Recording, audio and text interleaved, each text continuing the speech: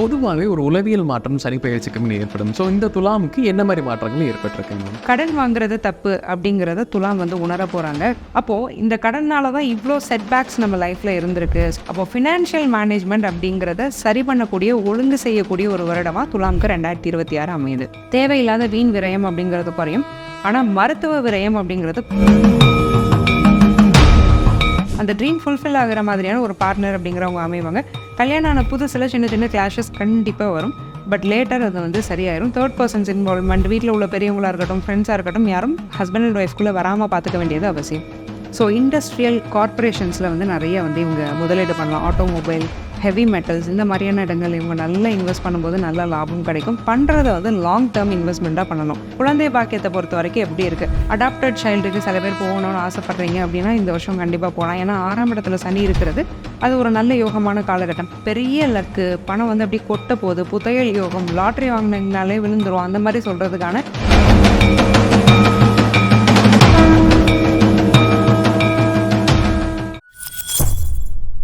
பக்தி பிளஸ் நேரம் இருக்கும். வணக்கம். இன்று நம்மோடு இணைந்தவர் ஆஸ்ட்ரோ முத்துக்குமாரி மேம் அவர்கள். வணக்கம் மேம். வணக்கம் சார். துலாம் ராசிக்கு கடந்த ஆண்டே ருணசனி ஸ்டார்ட் ஆயிடுச்சுங்க மேம். இந்த 2026 அந்த ருணசனி எந்த அளவுக்கு பிரச்சனைகள் கொடுக்க போகுது, எந்த அளவுக்கு நல்ல பலன் கொடுக்க போகுது இந்த பதிவில் பார்க்கலாம். பொதுவாகவே ஒரு உளவியல் மாற்றம் சனி பெயர்ச்சிக்கு ஏற்படும். ஸோ இந்த துலாமுக்கு என்ன மாதிரி மாற்றங்கள் ஏற்பட்டிருக்குங்க மேம்? 2026 ஆண்டை பொறுத்த வரைக்கும் 2025 ஆன பயிற்சி தான் 6ஆம் ஆண்டுக்கு மித்த கோச்சார கிரக நிலைகளை அனுசரித்து எப்படி இருக்குங்கிறத நம்ம இந்த வீடியோவில் பார்த்துட்ருக்கோம். ஸோ அந்த வகையில் இந்த சனி பயிற்சி பாசிட்டிவாக இருக்கக்கூடிய ராசிகளில் ஒரு முக்கியமான ராசி துலாம் ராசி. ஏன்னா 3, 6, 11 அப்படிங்கிறது சனி பகவானுக்கு எப்போவுமே ஒரு கம்ஃபர்டபுளான ஒரு இடம். அந்த இடத்துல தான் இப்போ சனி உட்காந்துட்டு இருக்கிறாரு. 6ஆம் இடத்துல ருண சனியா, ரோக சனியா துலாம் ராசிக்கு உட்காந்துட்டு இருக்கிறாரு. கடன் வாங்குறது தப்பு அப்படிங்கிறத துலாம் உணர போகிறாங்க. கடந்த 5 வருஷமாக 12 ராசிகளில் யாருக்கு அதிகமாக கடன் இருந்ததுன்னா அது துலாம் ராசி தான். அப்போது இந்த கடனால் தான் இவ்வளோ செட்பேக்ஸ் நம்ம லைஃப்பில் இருந்திருக்கு. ஸோ இதை பண்ணாமல் இருந்திருந்தா, இஎம்ஐக்கு இப்படி பணம் வேஸ்ட் பண்ணாமல் இருந்திருந்தா, கிரெடிட் கார்ட்ஸ் அதிகமாக யூஸ் பண்ணாமல் இருந்திருந்தா, ஃபோனு, அந்த மாதிரி லையபிலிட்டிஸ் கூட நம்ம கடன் வாங்காமல் இருந்திருந்தால் நிறைய மணி நம்ம சேவ் பண்ணியிருக்கலாம், ப்ராப்பராக இன்வெஸ்ட் பண்ணியிருக்கலாங்கிற ஒரு நாலேஜ் பொறிதட்டக்கூடிய ஒரு இடமா துலாமுக்கு இந்த வருடம் அமையுது. அப்போது ஃபினான்ஷியல் மேனேஜ்மெண்ட் அப்படிங்கிறத சரி பண்ணக்கூடிய ஒழுங்கு செய்யக்கூடிய ஒரு வருடமாக துலாமுக்கு 2026 அமையுது. துலாம் ராசி நேயர்களுக்கு பொதுவான பயம் என்னன்னா, ஏதோனும் எதிரிகளால் பிரச்சனை வரும். சனினாலே ஏதோ ஒரு நபர்னால வருவார், இல்லை ஒரு பழக்க வழக்கத்தான் வருவாங்க. ஸோ எந்த மாதிரி பிரச்சனைகள் வரும், யார் எதிரிகளாக இருப்பாங்க மேம்? துலாம் ராசிக்காரங்களை பொறுத்த வரைக்கும் தனக்கு தானே தான் எதிரியாக இருப்பாங்க. இவங்களுக்கு எடுக்கிறதுக்கு வெளியிலேருந்து யாருமே வர வேண்டாம். அந்தளவுக்கு இவங்க கொஞ்சம் ஸ்மார்ட்டான பர்சன் தான். என்ன ஒரு பிரச்சனைனா அடுத்தவங்களுக்கு சூப்பராக அட்வைஸ் பண்ணுவாங்க. தனக்குன்னு வரும்போது அதை ஃபாலோ பண்ண தெரியாது. தப்பான முடிவெடுத்து, தப்புன்னு தெரிஞ்சு போய் செஞ்சு, தனக்கு தேவையில்லாத விஷயங்களில் நிறைய இன்வால்வ் ஆகி, டைமை வேஸ்ட் பண்ணி, மணியை வேஸ்ட் பண்ணி, இதெல்லாம் பண்ணுறது துலாம் பேசிக்காக பண்ணுவாங்க. ஏன்னா ராசிநாதனே அஷ்டமாதிபதியாகவும் வர்றதுனால இந்த மாதிரியான ஒரு பிரச்சனை துலாமுக்கு வரும். ஸோ இந்த குறிப்பிட்ட வருடத்தில் என்ன பண்ண போகிறாங்கன்னா, 6ல் சனி வர்றதுனால இந்த மாதிரி பிரச்சனைகள்லாம் கொஞ்சம் குறையும். குறிப்பாக எதிரிகள் தவிடுபடி ஆவாங்க. இவங்களுக்குள்ளே உள்ள நெகட்டிவான தாட்ஸு, லோ செல்ஃப் எஸ்டீம் இதெல்லாமே குறையும். தன் மேலே ஒரு கான்ஃபிடென்ஸு, பாசிட்டிவிட்டி வரும். தனக்கு யாராவது வேண்டாததை தான் பண்ணுறாங்கங்கிறத கண்டுபிடிச்சிட்டாங்கன்னா கட் ஆஃப் பண்ணிடுவாங்க யோசிக்காமல். துலாம் ராசி நேயர்களுக்கு பொதுவாகவே சனி 3 இடத்த பார்க்குதுங்க மேம். ஸோ இந்த ருண சனி எந்தெந்த இடத்த பார்க்கறதுனால எப்படிப்பட்ட பலன்கள் கிடைக்குது அப்படிங்கிறத சொல்லுங்க மேம். 2026 ஆண்டு துலாம் ராசிக்கு சனி 3 இடங்களை பார்வை செய்கிறாரு. 8, 12, 3ஆம் இடங்கள். 8ஆம் இடத்தை சனி பார்க்குற காரணத்தினால கான்ஃபிடென்ஸ் அப்படிங்கிறது துலாம் ராசிக்காரங்களுக்கு அதிகமாகும். 8 அப்படிங்கிறது அவமானம், 8 அப்படிங்கிறது ரகசியம், 8 அப்படிங்கிறது கேலி கிண்டல். அடுத்தவங்க கேலி கிண்டல் பண்ணுறதுனால நமக்கு வரக்கூடிய மன உளைச்சல் அப்படிங்கிறத 8ஆம் இடம் குறிக்கும். ஸோ இது எல்லாமே தவிடுபடியாகும். யாராவது ஒருத்தர் இன்சல்ட் பண்ணால் கூட என்னோட லைஃப்பை எனக்கு பார்த்துக்க தெரியுங்கிற அளவுக்கு ஒரு கான்ஃபிடென்ஸோடு பேசக்கூடிய ஒரு நிலைமை துலாம் ராசிக்கு இந்த வருடம் ஏற்படுது. 12 சனி பார்க்குறாரு. தேவையில்லாத வீண் விரயம் அப்படிங்கிறது குறையும். ஆனால் மருத்துவ விரயம் அப்படிங்கிறது கொஞ்சம் அதிகமாகும். குறிப்பாக வீட்டில் ஏதாவது எல்டர்லி பர்சன்ஸ் இருக்கிறாங்க, இல்லை துலாம் ராசிக்காரங்களா நீங்களே கொஞ்சம் வயசானவங்க அப்படின்னா ஹெல்த்தை கொஞ்சம் நல்லா பார்த்துக்க வேண்டியதுங்கிறது ரொம்ப அவசியம்.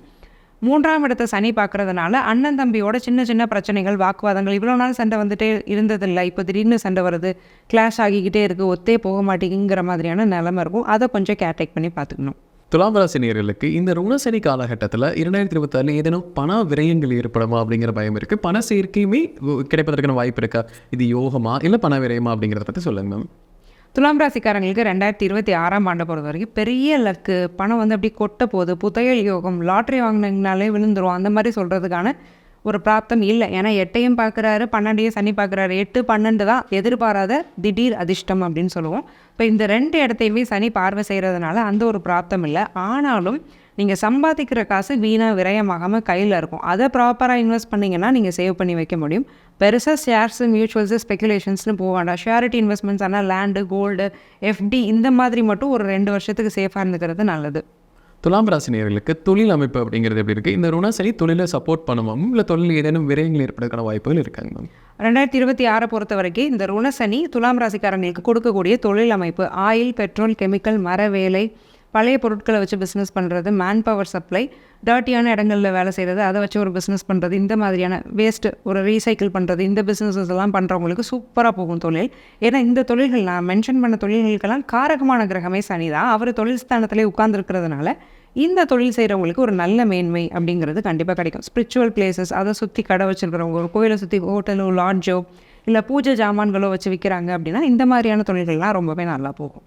துலாம் ராசி நேயர்கள் வேலையில் இருக்கக்கூடிய நபர்களுக்கு இந்த ருணசனி வேலையில் எப்படிப்பட்ட மாற்றங்களை கொடுக்கும் மேம்? இந்த 2026 வேலையில் அவங்களுக்கு முன்னேற்றம், மாற்றம், இல்லை நான் வேறு ஜாப் ட்ரை பண்ணுறனாலுமே இந்த காலகட்டத்தில் பண்ணலாமாங்க மேம்? 2026 ஆண்டை பொறுத்த வரைக்கும் துலாம் ராசிக்காரங்களுக்கு 2 விதமான ஒரு பலன்கள் நடக்கும் வேலையில். ஒன்று, கரியர் ப்ரோக்ரஷன் நல்லாயிருக்கும். ஸோ நல்ல வேலை செய்வாங்க, ஒரு அப்ரிஷியேஷன் கிடைக்கும், ப்ரமோஷன் கிடைக்கும், இன்க்ரிமெண்ட் கிடைக்கும். இதுக்கெல்லாம் சனி வழிவகை பண்ணுவார். ஆனால் ஒர்க் லைஃப் பேலன்ஸ் அப்படிங்கிறது இருக்காது. ஃபேமிலியோட டைம் ஸ்பெண்ட் பண்ண முடியாது.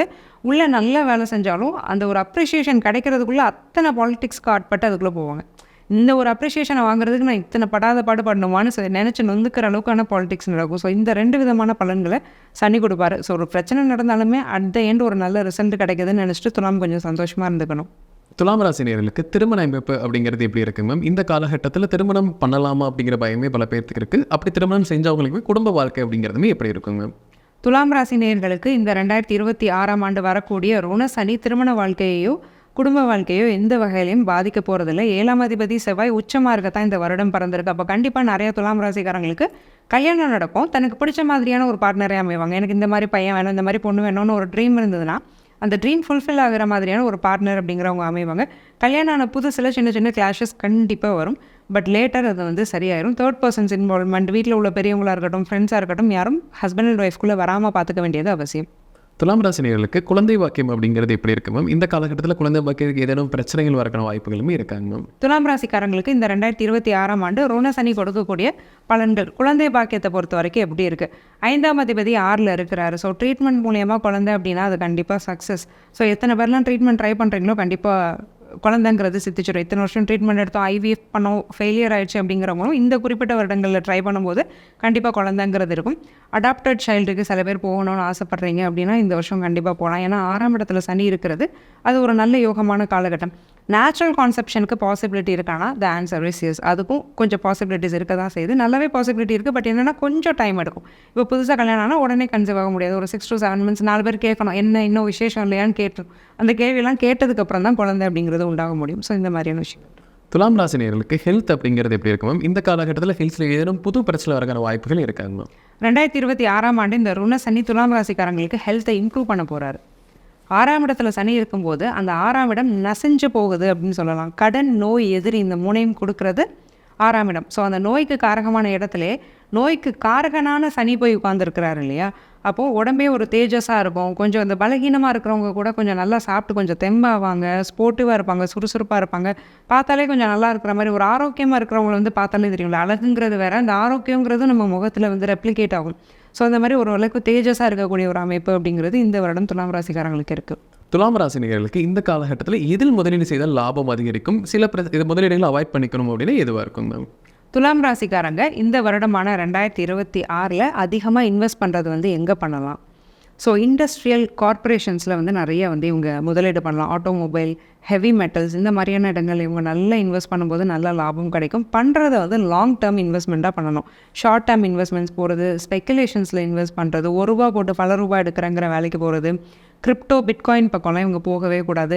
லாட்ரி வாங்குற பழக்கம் இருந்தால் தயவு செஞ்சு விட்டுருங்க. இதனாலலாம் விரயமாகும். ஷியாரிட்டி இன்வெஸ்ட்மெண்ட், லாங் டேர்ம் இன்வெஸ்ட்மெண்ட் நம்ம சொன்ன இண்டஸ்ட்ரீஸில் மட்டும் பண்ணிக்கிறது நல்லது. துலாம் ராசினியர்களுக்கு லோன், இஎம்ஐ இந்த மாதிரி பிரச்சனை இல்லாமல் இந்த காலகட்டத்தில் சனியினால் குறைவதற்கான வாய்ப்புகள் அதிகமாக இருக்காங்க, இல்லை அதிகரிக்கிறதுக்கான வாய்ப்புகள் இருக்காங்க? 2026 ஆண்டு இந்த ருண சனி துலாமுக்கு நிறைய கடன்களை குறைச்சிருவார். அதிகமாக கடன் அடைக்கக்கூடிய ராசி யாருன்னா துலாம் ராசிக்காரங்க. ஈஸியாக கடன் அடைச்சிருவாங்க. கடன் அடைக்கணுங்கிற இன்டென்ஷன் வரும், தூங்கவே விடாது கடன். சீக்கிரம் கடன் அடைச்சணும். இதுக்கு முன்னாடிலாம் எப்படின்னா கடன்கிறது பார்ட் ஆஃப் அ லைஃப் அப்படிங்கிற மாதிரி தான் துலாம் வாழ்ந்துருப்பாங்க. ஸோ இப்போ அதை பற்றின ஒரு கான்ஷியஸ்னஸ் வரும். ஸோ அதை தான் நம்ம அந்த சைக்காலஜிக்கல் சேஞ்சஸ்லேயே சொல்லியிருந்தோம். அந்த சைக்காலஜிக்கல் சேஞ்சஸ் வரும்போது கண்டிப்பாக கடன் அடைச்சிருவாங்க தானே. ஸோ அதனால் ஈஸியாக துலாம் வந்து கடன் அடைக்கக்கூடிய ஒரு வருடம் 2026.